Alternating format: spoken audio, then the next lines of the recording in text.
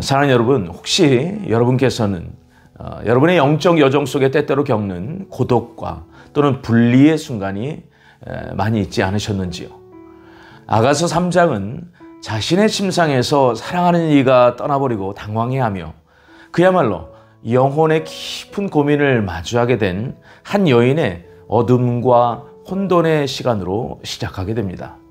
아가서 3장 1절의 말씀 한번 같이 읽겠습니다.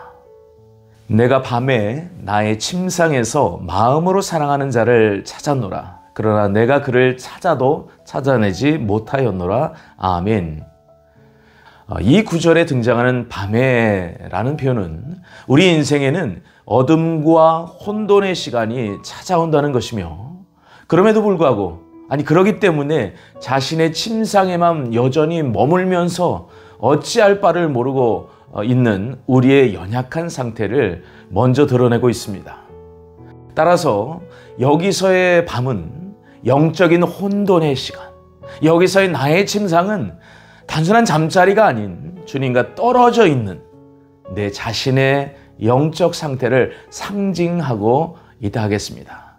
흥미로운 사실은 이미 주님께서 아가서 1장의 가장 어린 신부의 영적인 시즌에서 무엇을 선포해 주셨냐면, 하나님께서, 우리 주님께서 우리의 침상이라고, 내가 자는 침상을 우리의 침상이라고 표현해 주셨습니다.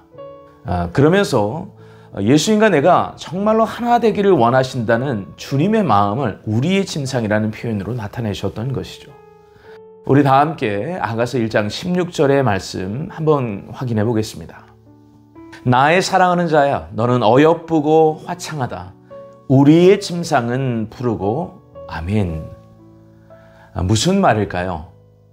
침상이란 단어 자체는 중립적인 의미입니다. 그런데 이것이 우리의 침상인가, 아니면 단지 나의 침상인가로 표현되어 있는가에 따라 그 뜻이, 그 의미가, 그 깊이가, 그 사랑이 하늘과 땅 차이가 되어본다는 것이죠. 우리의 침상은 주님과 나와의 사랑에 대한 가장 친밀한 관계를 표현한 것이라고 한다면, 나의 침상은 어떤 상태를 힌트하는가? 여러분, 지난 아가서 2장 10절과 13절에 나의 사랑, 내 어여쁜 자야, 일어나서 함께 가자라는, 어찌 보면 주님께서 우리에게 사명을 도전하셨습니다. 그러면서 사명의 산을 등정하자라고 우리를 초청하셨죠. 그런데 불행히도 그 단계에서 술람미 여인의 선택은 무엇이었는가? 여전히 머물고 싶은 침상, 여전히 침상을 떠나지 않는 나의 어떻게 보면 머뭇거림, 그런 상황들이 펼쳐졌습니다. 그래서 원문에 보니까 미시카비라고 해서 my bed, 우리의 침상이 아니라 그저 나의 침상이란 말로 표현한 것이죠. 즉 주님이 떠나셨다는 거예요. 바로 이 표현, 나의 침상이란 표현은 내 안에 주님의 영적 대망이 지속되지 못하고 중간에 어떻게 보면 사명을 주셨지만 그 긴장이 풀려버린, 그래서 주님의 어떠함을 생각하기보다는 나의 어떠함에 집중해버린 어리석은 다섯 처녀의 모습일 수도 있겠습니다.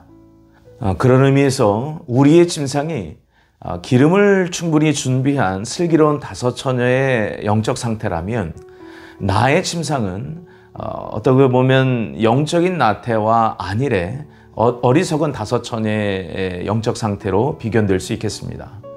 자, 이것은 술람미 여인이 주님을 사랑하지 않는다는 게 아닙니다.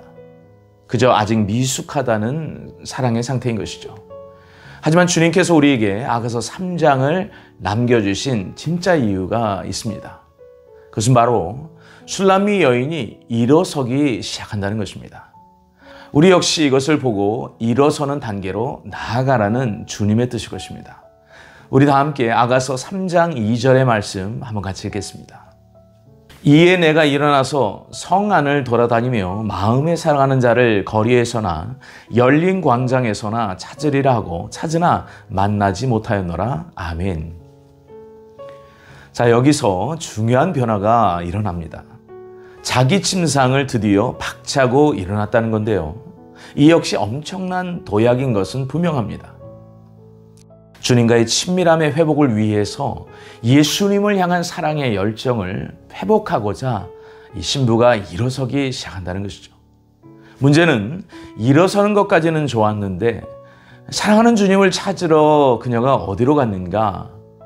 2절에 보니 성으로 갔다고 표현합니다. 자, 이것은 예루살렘 도시를 뜻하는데요. 그러면서 그 도시 안 어디에서 헤매는가? 두 개의 단어가 나옵니다. 거리와 열린 광장이라는 표현이죠. 여러분, 거리는 히브리어로 슈크라고 하며 열린 광장은 레호브라고 해서 그 뜻은 일반 대중이 많이 모이는 통행이 복잡한 장소나 상징적으로는 세상 가치관이 팽배한 처세적 생각이나 가치관들을 이 거리와 이 열린 광장으로 간주한다고 생각합니다. 자, 이것이 바로 여전한 미성숙한 단계의 신부가 영적 성장이 필요한 상태임을 간접적으로 시사하고 있다겠습니다. 달리 비유하자면 좁은 문, 좁은 길을 선택하는 것이 아니었고 이 단계에서 넓은 문, 넓은 길을 여전히 무의식 가운데 선택하고 있는 신부의 상태를 말합니다. 사랑하는 성도 여러분, 흥미로운 사실은 이 메시지를 힌트하는 예수님의 사건이 무엇일까요? 우리 다 함께 누가복음 2장 42절로 50절에 축약된 구절의 말씀 한번 같이 읽기를 원합니다. 그의 부모가 해마다 6월절이 되면 예루살렘으로 가더니 예수께서 12살 되었을 때에 그들이 이 절기의 관례를 따라 올라갔다가 그 날들을 마치고 돌아갈 때에 아이 예수는 예루살렘에 머무셨더라. 그 부모는 이를 알지 못하고 동행 중에 있는 줄로 생각하고 하룻길을 간 후 친족과 아는 자 중에서 찾되 만나지 못하며 찾으면서 예루살렘에 돌아갔더니 그 사흘 후에 성전에서 만난즉 어찌하여 나를 찾으셨나이까? 내가 아버지의 집에 있어야 될 줄을 알지 못하셨나이까 하시니 그 부모가 그가 하신 말씀을 깨닫지 못하더라. 아멘. 자, 여기 보면 예수님을 잃어버린 그때에 도시 성읍 예루살렘에서 누구를 찾는가 하면 지극히 상식선에서 부모는 친족과 아는 자 중에서 3일 내내 예수님을 찾았지 성전에 있을 예수님을 찾지 못한 사건이 등장합니다. 자, 바로 그때 예수님께서 굉음과 같은 울림의 메시지를 이렇게 선포하십니다. 내가 아버지의 집에 있어야 될 줄을 몰랐습니까? 즉 6월절 절기의 기간 동안 내가 내 아버지의 일을 해야 하지 않겠습니까? 라는 주님의 심오한 뜻을 담지한 반문이었던 것이죠. 이것은 장차 그분께서 이루실 십자가 사역을 알지 못합니까? 라는 반문이기도 할 것입니다. 사랑하는 여러분, 아가서 3장의 이 여인이 여전히 큰 길과 큰 광장을 선택하고 영적 내비게이션 없이 성전을 찾는 대신 성읍을 찾아 헤매며 신랑을 찾아다니는 이유가 무엇일까요? 영적 게으름의 자기 침상을 탈피했지만 여전히 좁은 길이 아닌 넓은 길을 선택하는 그 이유가 뭐냐고 말이죠. 우리 다 함께 에베소서 1장 17절로 19절 그리고 요한복음 14장 26절의 말씀 한번 같이 읽겠습니다. 우리 주 예수 그리스도의 하나님 영광의 아버지께서 지혜와 계시의 영을 너희에게 주사 하나님을 알게 하시고 너희 마음의 눈을 밝히사 그의 부르심의 소망이 무엇인지를 알게 하시기를 구하노라. 아멘. 요한복음 14장 26절 말씀. 보혜사 곧 아버지께서 내 이름으로 보내실 성령 그가 너희에게 모든 것을 가르치고 내가 너희에게 말한 모든 것을 생각나게 하리라. 아멘. 여러분, 성령의 충만을 위해 반드시 기도하시길 바랍니다. 저는 매일 에베소서 1장 17절로 19절의 기도를 제 자신을 위해서 기도합니다. 그리고 이 기도를 가지고, 이 말씀을 하는 기도를 가지고 많은 분들을 위해서 중보기도 하고 있습니다. 벌써 횟수로 2010년서부터 거의 매일 이 말씀을 하는 기도로 사용했으니 정말 어마어마한 분량의 기도를 드렸던 것 같습니다. 근데 여기 보니까 보혜사는 헬라어로 파라클레이토스입니다. 파라라는 것은 여러분 파라처치 뭐 이런 단어 들어보셨죠? 뭐뭐 옆에, 뭐뭐 가까이에서 호소하시는, 또 변호하시는, 또 도와주시는, 또 위로하시는 그런 분으로서 우리 성령님을 말씀하죠. 그런데 지혜와 계시의 영을 너에게 주사라는 에베소 교회 성도들을 향한 이 권면의 말씀은 성령의 충만을 위해서 기도하셨다는 것을, 우리 사도 바울께서 기도하셨다는 것을 알 수가 있습니다. 여러분, 그러니까 우리 어린 신부의 상태에서 어느 단계로 가야 됩니까? 성령의 충만함을 받아서 그 보혜사 성령님께서 충만함으로 이끌어 주시는 그 길들을 잘 따라가야 된다는 것이, 잘 선택해야 된다는 것이 중요하다는 것이죠. 바로 그때 어린 신부를 뛰어넘어서 현숙한 신부의 성숙의 단계로 점차 우리는 준비되고 나아가게 되는 것입니다. 그러므로 오늘부터 여러분의 기도 가운데 이런 기도의 문장이 들어가면 얼마나 좋을까요? 주님, 제가 아가서 3장의 단계를 뛰어넘는 성읍이 아닌 성전으로 나아가게 하시고, 큰 길이 아닌 좁은 길, 열린 광장이 아닌 주의 보좌로 나아가게 성령님 인도하여 주옵소서. 아멘. 이러한 영적인 도약과 돌파가 있으시길 주 예수 그리스도의 이름으로 축원드립니다. 우리 다 함께 3절의 말씀 한번 같이 읽겠습니다. 성 안에 순찰하는 자들을 만나서 묻기를 내 마음으로 사랑하는 자를 너희가 보았느냐 하고, 그들을 지나치자마자 마음에 사랑하는 자를 만나서 그를 붙잡고 내 어머니 집으로 나를 잉태한 이의 방으로 가기까지 놓지 아니하였노라. 아멘. 사랑하는 성도 여러분, 파수꾼은 누구입니까? 여러 번 제가 강조했지만 지키는 자, 깨어서 잠을 자지 않고 망을 보는 자입니다. 그래서 성경에서 말하는 참된 파수꾼의 임무가 무엇일까요? 첫째는 적의 동태를 살피는 거죠. 그리고 둘째는 우리 백성을 지키는 임무가 있습니다. 셋째는 위기의 경보를 제때 알리는 그런 경보자의 경성함이 있죠. 자, 네 번째 가장 중요한데, 주님의 재림을 간절히 기다리는 자예요.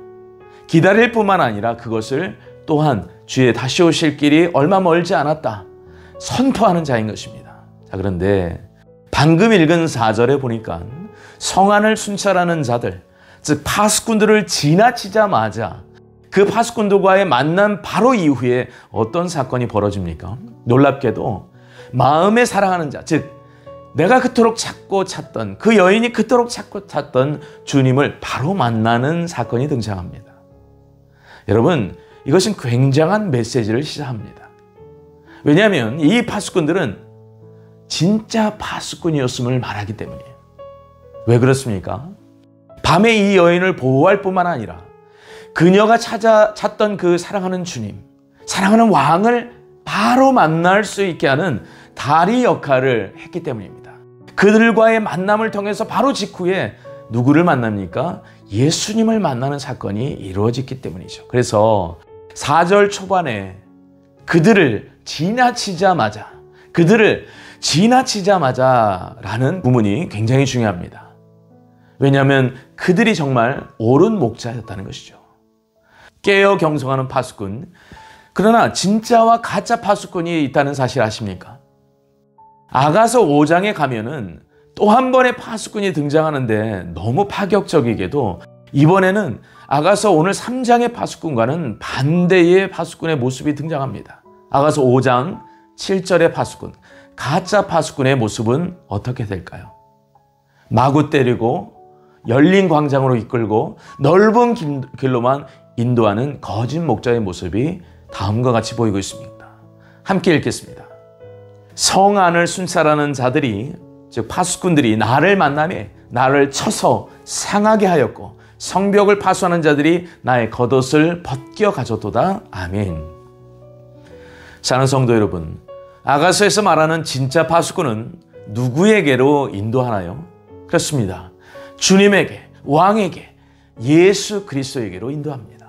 즉 나에게 일을 먼저 시키는 주인으로서의 예수님이 아니라 내 마음으로 예수님을 사랑할 수 있도록 그 파수꾼들이 이끈다라고 아가서 3장 4절은 말씀하고 있습니다.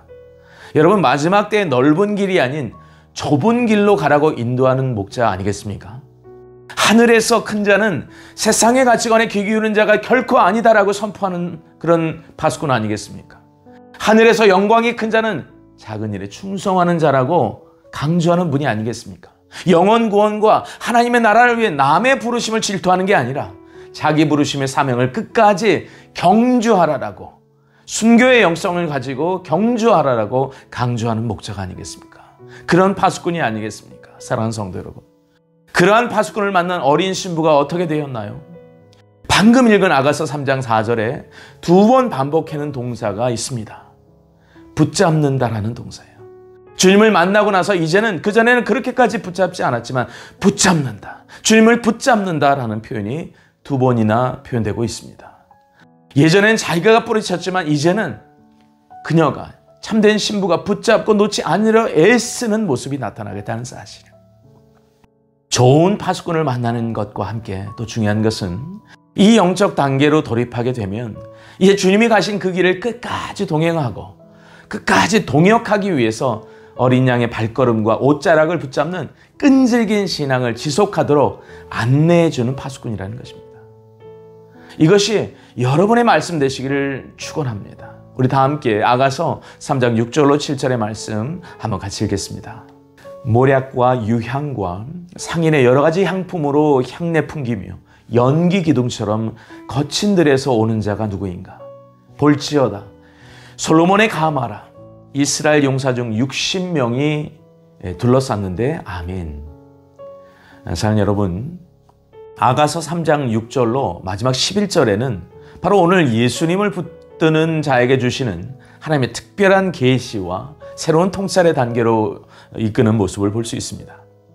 자, 이것이 무슨 뜻인가? 하나님의 전 구속사에 대한 이제는 에베레스트 산과 히말라야 산맥인 예수님의 초림과 예수님의 재림에 대한 하나님의 그 깊고 깊은 비밀과 뜻을 더욱 구체적으로 풀어주기 시작한다는 거예요. 왜냐하면 모략과 유향과 향품은 유대인의 왕 예슈아 하마시악, 즉 메시아 예수님을 아련하기 위해서 동방 박사들이 준비해온 물품입니다. 그런데 사실은 이것이 동방 박사 때 급작스럽게 나타난 것이 아니라 사실은 이것이 구약시대 때 하나님으로부터 주어진 성막의 언어 또는 성전의 언어에 기원을 두고 있다는 사실을 아시는지요? 왜냐하면 주님을 연기 기둥으로 표현하기도 하고 또 아가서 3장 7절에 갑자기 등장하는 이상한 숫자가 나오죠. 즉 솔로몬의 왕을 아련하는 이스라엘 용사 60명. 이 60명이라는 독특한 표현과 숫자가 등장합니다. 사실을 그런데 이게 다 원래는 성막의 언어, 성전의 언어에 뿌리를 두고 있다는 것입니다. 우리 다 함께 출애굽기 30장 22절로 25절 그리고 출애굽기 30장 34절로 36절의 말씀 한번 같이 읽기를 원합니다. 시작.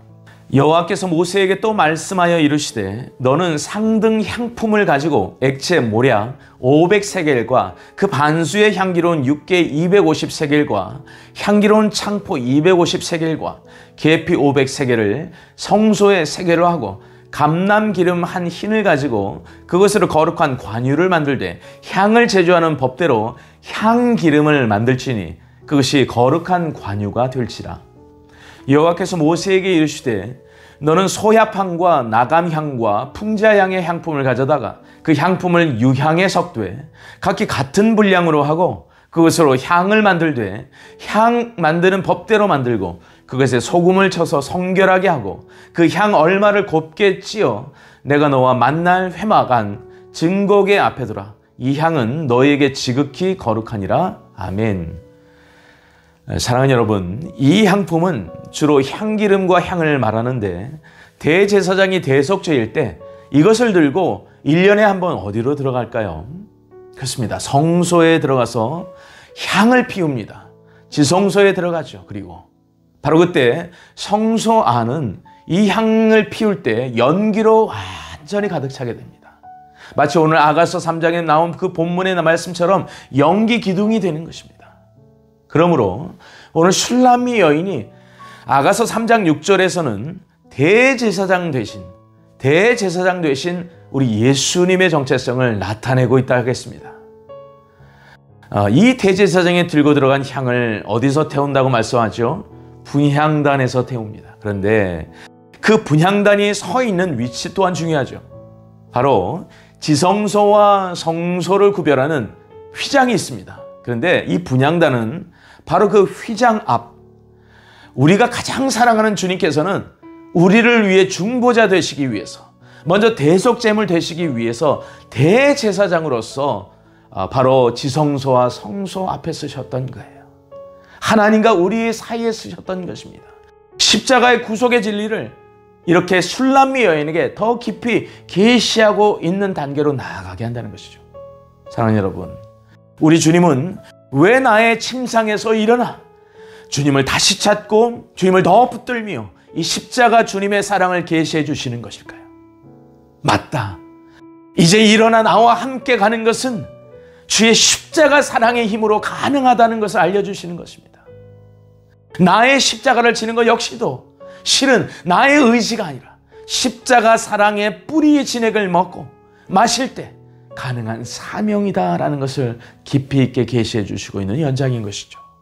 그래서 십자가의 사랑은 우리 모든 사명의 알파가 된다는 것을 말씀하고 있는 것입니다. 사랑하는 성도 여러분, 이 사실을 믿으십니까? 십자가 사랑 없이 유일한 길이요 진리요 생명 되신 예수 그리스도의 그 십자가 사랑 없이, 성령의 인도함 없이 내가 앞서가는 모든 일은 큰 길, 열린 광장, 성읍이 되게 되어 있는 것입니다. 사랑하는 여러분, 이 모습을 충격적이게도 어디서 또한 엿볼 수 있는가? 황금과 모략과 향품을 가지고 유대인의 왕 메시아 예수를 아련하려 동방에서부터 하늘의 빛난 별을 따르던 그 동방박사 역시도 큰 길인 어디에서 멈춥니까? 예루살렘을 선택하는 단계의 모습을 나타내고 있습니다. 거기서 잠시 멈추죠. 실수했다는 것입니다. 끝까지 성령의 인도하심을 따라 베들레헴으로 가지 못하는 모습이 나옵니다. 왜? 100%가 아니었거든요. 그들도 역시 아가서 3장의 계절을 통과하는 그 시즌을 허락하셨다는 것이죠. 이것이 어쩌면 우리의 연약한 자화상일 것입니다. 하지만 동시에 희망의 자화상도 있습니다. 왜냐하면 결국 동방박사들은 베들레헴에 도달하기 때문이죠. 주님께서 이끌어 주셨기 때문이죠. 그리고 술람미 여인도 아가서 8장, 마지막 8장의 계절에 당도하게 될 것을 우리에게 기록으로 남겨주셨습니다. 즉 우리에게 희망이 있다는 것입니다. 단 십자가 사랑의 능력에 힘입어 이 여정은 가능하다는 것이죠. 또 하나, 유대인들은 주님께서 마지막 때에 구속을 하실 것이지만 아직은 그들의 영적인 눈이 열려있지 않습니다. 그런데 바로 이들의 영적인 눈이 열려있지 않는 것과 함께 이 모략과 유향과 향료와 그들의 이러한 상태, 그들의 눈 가리움도 간접적으로 연동이 되고 있다는 것입니다. 자, 이것이 무슨 말인가? 여러분 궁금하시죠? 우리 다 함께 창세기 37장 24절로 25절의 말씀 한번 같이 읽겠습니다. 요셉을 잡아 구덩이에 던지니 그 구덩이는 빈 것이라 그 속에 물이 없었더라. 그들이 앉아 음식을 먹다가 눈을 들어본즉 한 무리의 이스마엘 사람들이 길르앗에서 오는데 그 낙타들의 향품과 유향과 모략을 싣고 애굽으로 내려가는지라. 아멘. 여러분, 이것이 누구의 이야기입니까? 그렇습니다. 요셉의 이야기인데 그 요셉의 이야기에서 실은 이 향품과 이 유향과 이 모략이 예표적으로 가장 먼저 등장하고 있다는 사실이죠. 사랑하는 여러분, 요셉이 죽다 살아난 이야기에 등장하는 이 향품과 유약과 모략은 그렇기 때문에 동방박사들의 유대인의 왕을 아련하기 위한 주님의 왕의 정체성으로 준비했던 것만이 아니라 이 향품과 유향과 모략에서는 요셉의 모습을 통해서도 그 안에 대속제물로 죽으신, 즉 우리의 죄를 위해 대속의 죽음을 힌트하는 대제사장 예수님의 모습을 예표적으로 만날 수 있다는 것이죠. 요셉의 애굽행은 어쩌면 그것을 증언하고 있는 것이 아닐까요? 그래서 저는 제 개인적인 신학적 의견이지만 마태복음 2장 13절로 15절에 보면 어린 예수님께서 헤롯이 베들레헴과 그 모든 지경 안에 이세이야 어린 남자아이를 모조리 죽이는 사건이 벌어지죠. 그 명령이 선포됩니다. 그때 애굽으로 이주했다라고 마태복음 2장은 기록하고 있습니다. 바로 요셉의 모습에서 바로 어쩌면 예수님의 이런 예표적 예언의 성취의 모습이 힌트되고 있는 것이 아닌가 생각합니다. 앞서 말씀드린 왜 유대인의 영적인 눈이 아직 닫혀 있는가? 그들은 다윗의 자손, 즉 왕의 자손으로 오실 메시아만 기다렸지 상징적인 측면에서 요셉의 모습에서 예수님의 죽으심과 장사되심과 부활하심과 승리의 모습이 예표되어 있기 때문에 바로 대속하여 죽음을 당하시는 메시아의 모습을 별로 기다리지 않았다는 것이죠. 성경 내에서도 다윗의 자손이란 말은 엄청 나오지만 바로 이 요셉의 모습을 통해서도 메시아의 모습이 힌트되고 있는 것은 보지 않는다는 것입니다. 상징적인 차원에서. 사실 유대인의 이러한 관점은 우리 인간의 보편적인 성향에도 묻어납니다. 왜냐하면 좋은 게 좋은 거니까 긍정적인 것만 보자 이렇게 생각하는 경향이 있는 것 때문이겠죠. 마찬가지로 유대인들도 다윗의 자손을 주로 기대하지 요셉과 관련된 그 고난받는 종으로서의 모습은 쉽게 간과해 버리는 성향이 있습니다. 이사야서 53장에 바로 그런 구절이 되는 것이겠죠. 그것이 다만 유대인만의 연약함이겠습니까? 이 마지막 때를 살아가는 우리 믿는 이방인, 즉 교회도 마찬가지로 주님의 십자가 사랑, 고난받는 종으로서 예수님께서 흘리신 보혈의 피의 극진한 은혜를 점차 간과하고 있는 것은 아닌가, 그 은혜를 점점 망각하고 있는 것은 아닌가, 우리 자신을 돌아볼 필요가 있다는 것입니다. 예수님이 이 두 가지 진리를 오늘 아가서 3장의 술람미 여인이 붙들었던 것처럼 이 마지막 때를 사는 저와 여러분 역시 초림의 예수님과 재림의 예수님, 즉 고난받는 종과 승리하는 만왕의 왕을 동시에 붙잡고 그 발길을 힘있게 걸어가야 할 것입니다. 그것이 바로 오늘 아가서 3장을 통해 침상에서 도시와 큰 길로, 그리고 큰 길에서 주님을 붙잡음으로 말미암아 끝까지 주님과 하나 되는 어린 양의 아내로서의 우리의 길을 걸어가야 되지 않을까요? 우리 다 함께 아가서 3장 7절로 8절의 말씀 함께 같이 읽겠습니다. 솔로몬이 탄 가마로구나.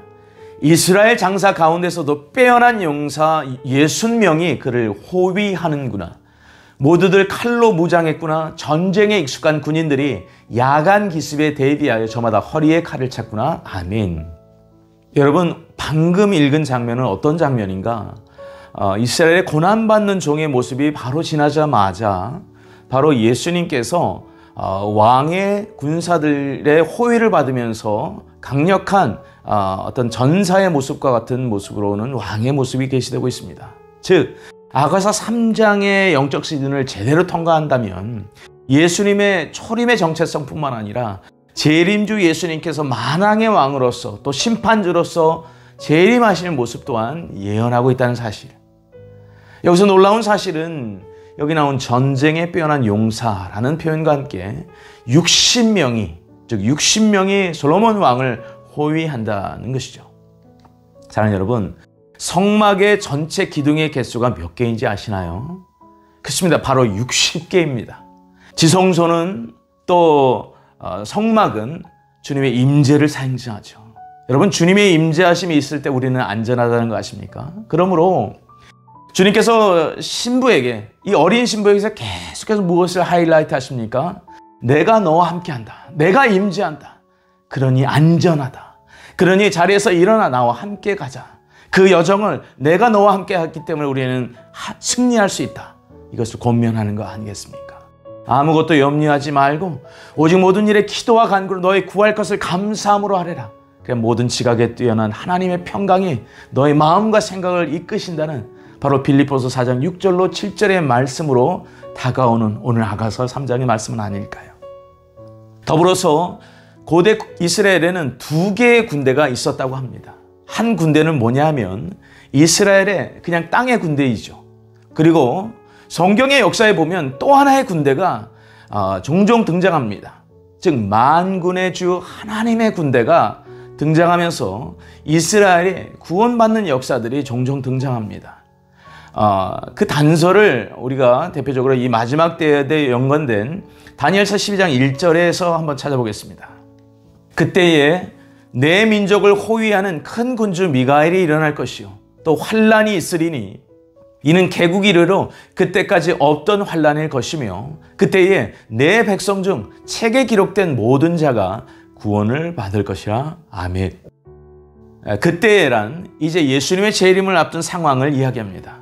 자, 중요한 것은 이스라엘 호위하는 하나님의 군대, 하늘의 군대가 분명히 있다는 것이죠. 다니엘서 12장 1절이 그렇게 증언하고 있습니다. 또 있습니다. 구약 성경에 보면 우리가 잘 아는 열왕기하 19장 35절에 히스기야 왕이 아수르 왕 사네립과 대결하면서 여호와의 사자가 아수르의 진영을 한 방에 쳐서, 많은 군인도 아닙니다. 여호와의 사자 단수로 되어 있어요.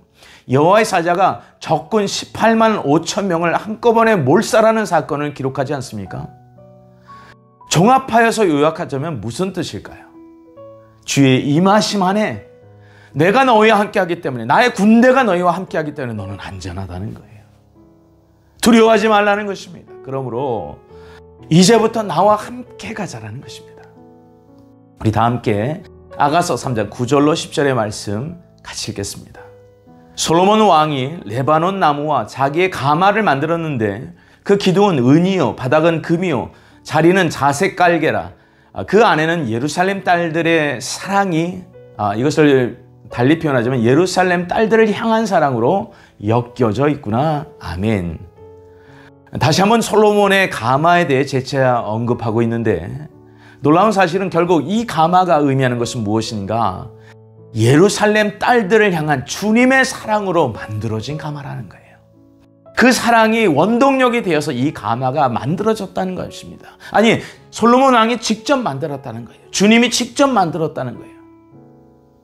여기서의 예루살렘 딸들이란 아직까지 미성숙한 성도들을 상징합니다.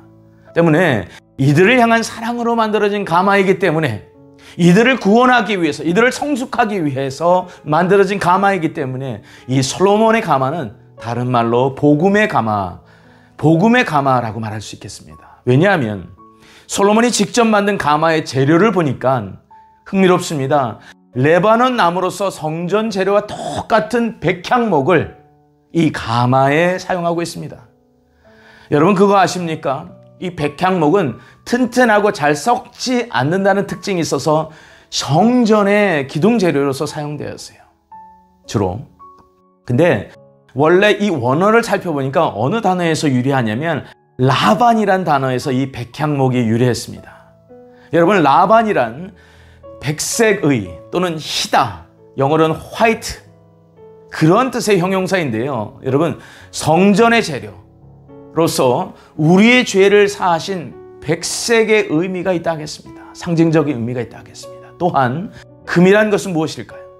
성경에서 하나님의 신성을 나타내는 금속으로서 지혜와 권능과 하나님과의 친밀함을 상징할 때 이 금으로서 표현합니다. 그래서 새 예루살렘의 길은 정금으로 되어 있다고 표현하지 않습니까?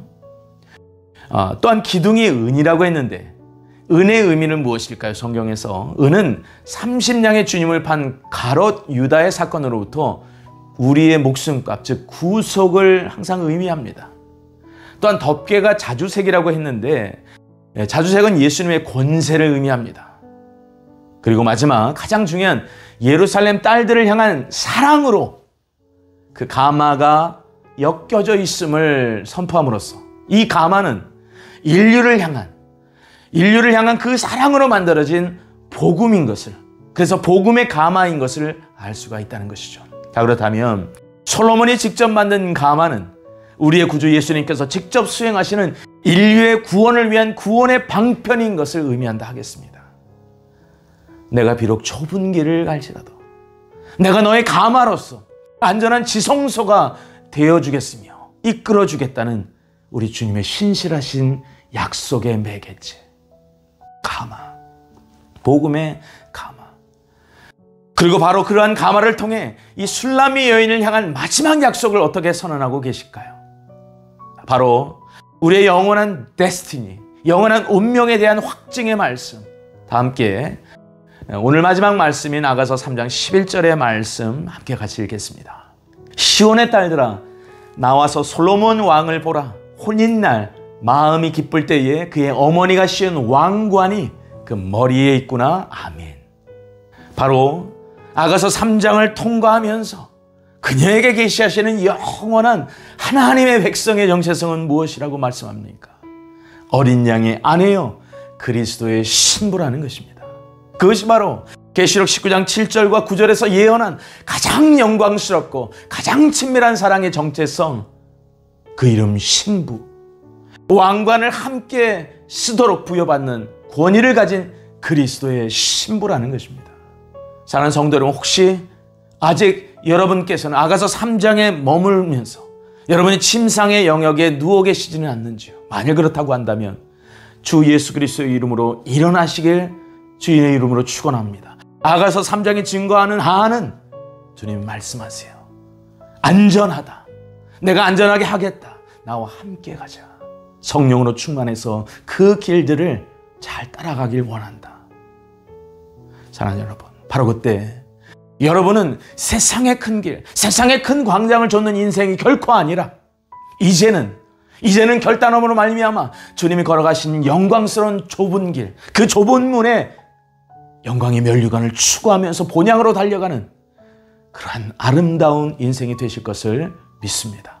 마지막 때에 분별의 영이 필요합니다. 그래서 참된 파수꾼의 목자를 만나기 위한 분별의 영이 필요합니다. 여러분이 그러한 또한 참된 파수꾼이 되십시오. 바로 이러한 간구가 여러분들을 이 마지막 때에 솔로몬의 가마, 즉 복음의 가마를 타고 또는 복음의 가마를 이끌면서 남을 위해서 이 마지막 때 아름답게 사용하는 주님의 일꾼이요 존귀하고 영광스러운 그리스도의 신부로 나아가게 되실 것입니다.